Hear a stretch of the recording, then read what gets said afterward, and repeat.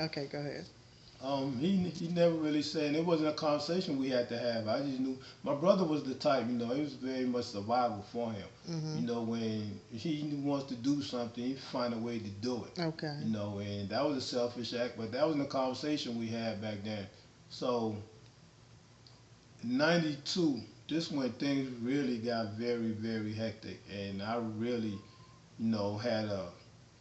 had a self evaluation, right?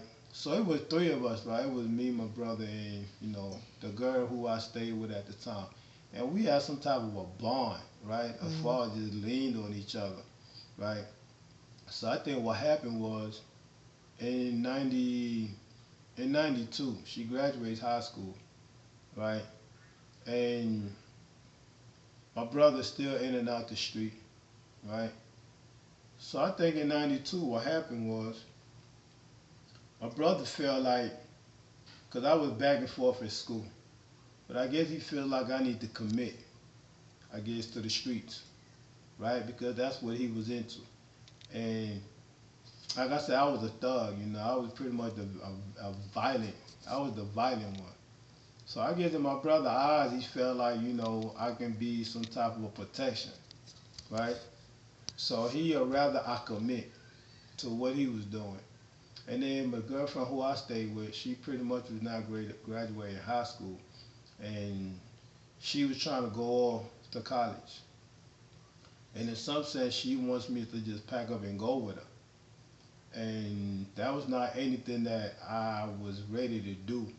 But what happened that year was, as far as the relationship with my brother, it started going to the left because I would not commit. It was just something, I was stuck somewhere.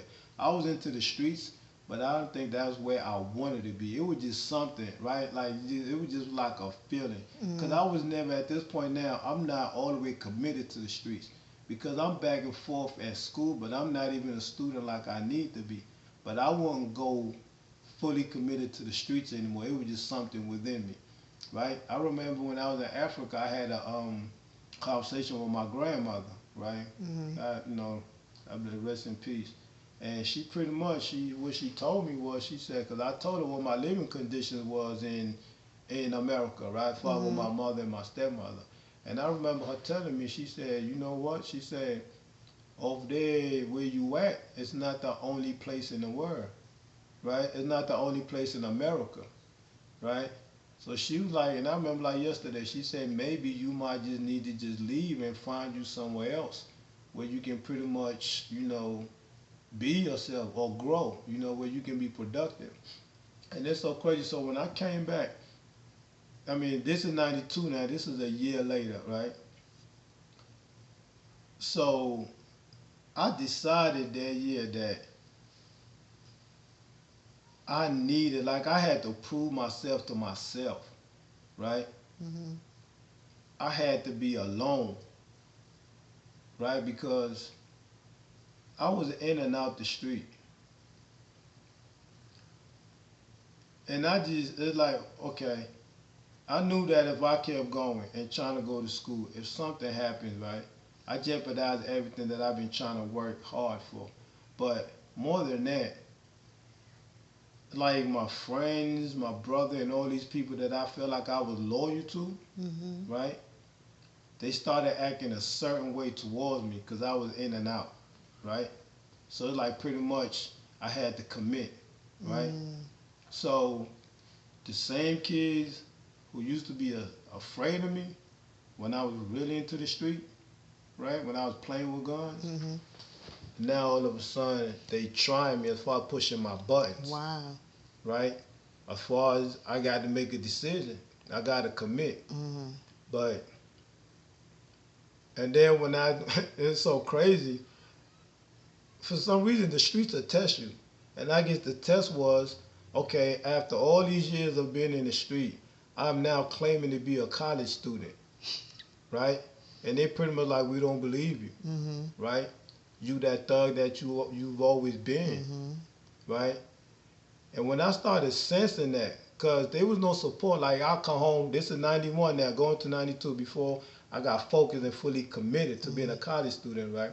I come home from school, and it's like outside where we hung out at, I'll come over there, and it's like, okay, now they scattering, right? And even to the point of somebody saying, um, here goes the bookworm, right? This is 91 now, 92. Mhm. This is what the project, the ghetto, poverty, this Mhm. is what they do. They get no support. They go to the bookworm. Oh, we got a good Samaritan around us, right? So now they throwing these indirect statements. But prior to when I was committing the street, these the same people that was afraid of me. Like Mhm. when I show up, they probably won't even breathe, because I might do something to them. But when they sensed that I was pretty much, what I'm saying, in between two words, they started testing. And I think I had two options. I could have pretty much committed to prove myself to them that I was or I am this thug that I had always claimed to be. But what I committed to myself was that I was out to show and prove to them that, you know what, I can do this, right? Mhm. I can be a college student. And that turned out to be the hardest 2, 3 years of my life because this is what happens now. So now I'm not in and out the streets anymore, and I don't have a job. And I want to be a college student. I could have easily went to the junior college that was right down the street from my. Go ahead. Sure. Yeah, I got about 4 minutes. Okay, well that's gonna take longer than 4 minutes. Okay, you want me to stop it right here? Yeah.